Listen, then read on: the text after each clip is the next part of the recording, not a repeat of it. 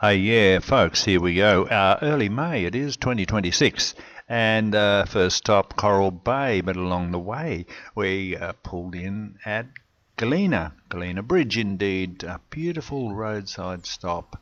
Hey, the birds come out to play, the water was very calm, and you can light a fire. How good is that? Beautiful night there. Next day we head off to Coral Bay. This is Lyndon River. A bit of a cyclone Narelle come through and flooded the place out. Yeah, so yes, we arrive in Coral Bay. A beautiful day. Get to the caravan park, Ningaloo Caravan Park. We book in things to do in Coral Bay. Well, you can stay at this beautiful resort if you have the money. It'll be open later this year, believe it or not. Other things to do, well, you can cruise along, go fishing. Yes, this is Maud's Landing. Hey, what can be better than, sitting on a chair? The sun has just gone down, the water's calm, and, however, no fish. Most of the days at Maud's Landing was like this, actually, no fish, but quite a nice place to have a bit of a clear swim. So then off to Five Fingers we go. Unlike these fellows, we took our car, let those tyres down, mate, to 15, 18 psi. It was quite easy to get to again this year, but proving to be a very popular place, the old Five Fingers, because Bills Bay is predominantly dead again. So Five Fingers does have some very pretty things to look at, especially under the water. So, good to spend a few days there. We certainly did.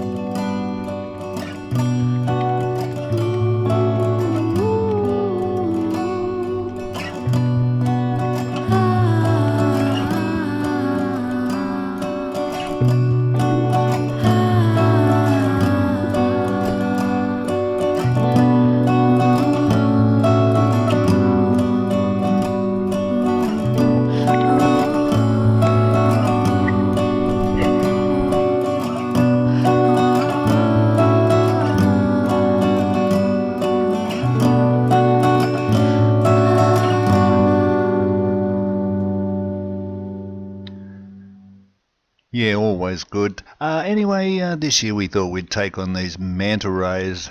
They're supposed to be very nice from memory. A few years ago we went out, so we thought we'd try it again. We got a little briefing from the skipper and his mates here. Quite a few people on the boat too. I hope there's a lot of manta rays there. First off though, we actually go for a little dive and see a little bit of the wildlife that lives under the water. Out the back there. Went to the turtle cleaning station where the turtles come and have a bit of a shower, and the little fish clean the parasites off their bodies. Yeah, we should have those as well, I reckon.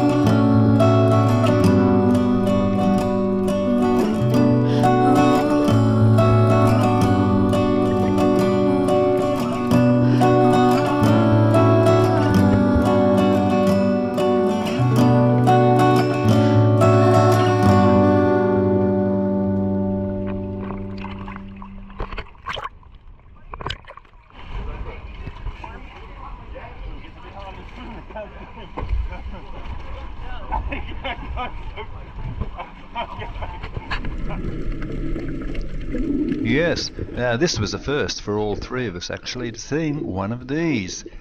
First time ever for us, a leopard shark. This one was a beauty, 2 odd meters long, like an eel tail, but very streamlined at the snout, and it didn't worry that we were all gawking at it. Hung around forever, really. A fantastic animal.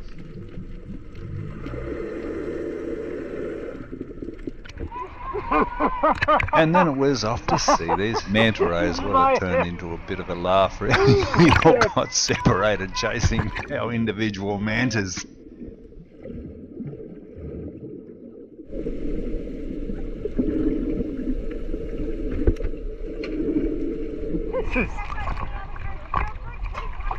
This is so hilarious, isn't it, Scott?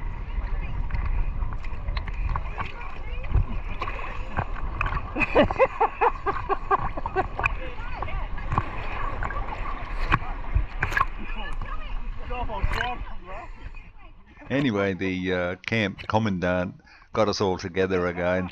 So we regrouped, and you know, we got instructed, you know, not to pat them, touch them, feed them, blah blah blah. So we just had to observe from the top, really. Okay, the water was a little bit cloudy. However, the photographer who was on the boat on the day, she took some fantastic photos, which I bought off her.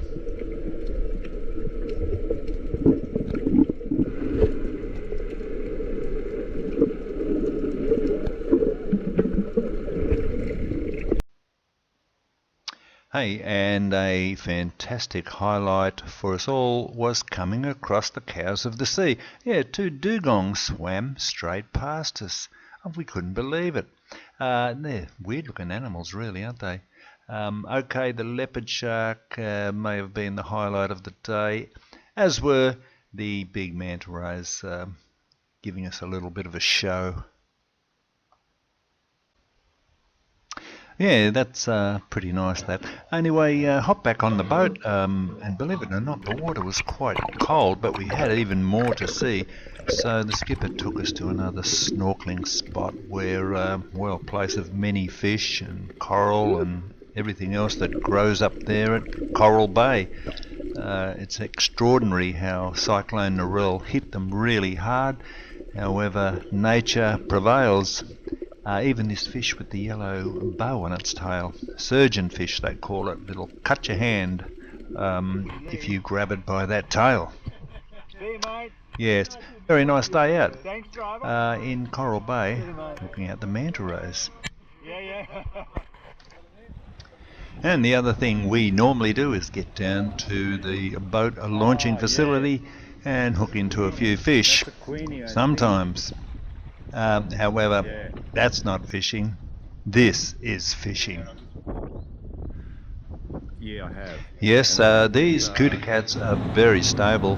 If the seas get a little bit lumpy, great to fish out of as well. They are so stable. And we had a great day. About 30 kilometres offshore. Yeah, just that right there. No worries.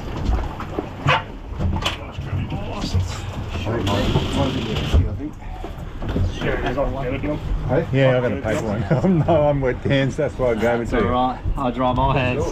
Yeah, I gave it to you. David Wickham. David Wickham. That's me, Lovely. man. Yeah, 38 scale away, Bateman. Beauty. License is good. Yeah. Yes, please. Yeah, mate. Yeah, mate. It's like a breathalyzer, isn't it? I'll go back and re-drift it. Yeah. So there you go, yes, 30 kilometres out to sea. Good to see the fisheries doing their job, actually. Checking on our catch, our fish and our licences, all in order. And happy to say goodbye to the fellows.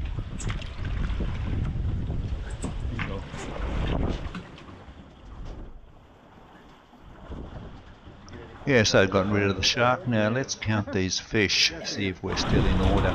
6. Yeah. 6. Should, oh, there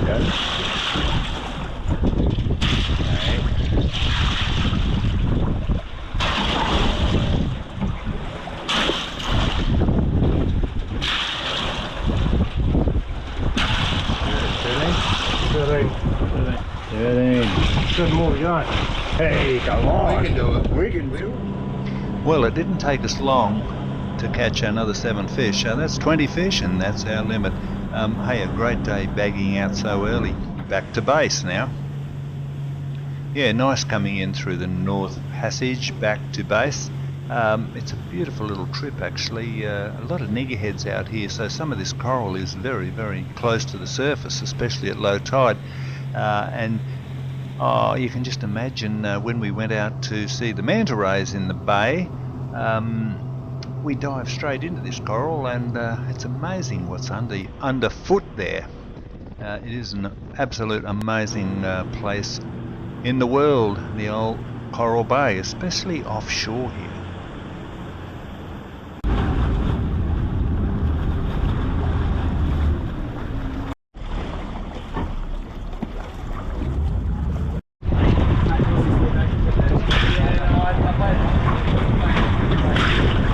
I just need to see 4 licenses. Yep.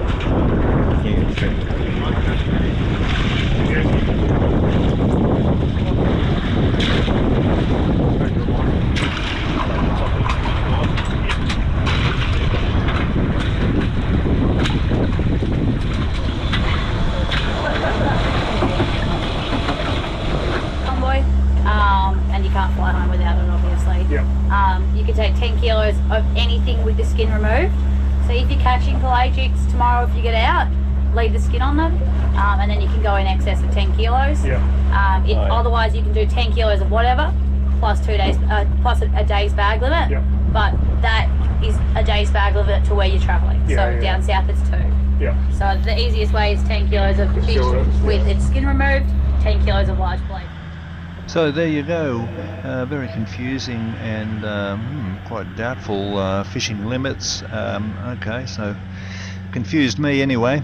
You got to be on your guard though. It's unlike a speeding ticket where whether you're speeding or you're not speeding, you can do this and you can do this, and if you leave the skin on, you can even do this. So we left it at that anyway. We bagged out. We had our 20 fish, and all good. It makes it all worth it when you get a bag like that. Yeah. Isn't that unreal? There's me. I've been here for like 2 weeks and trying to catch. But you haven't Well, got that's same that as one. us. Yeah. Oh, That's- yeah. yeah, I think that's the difference.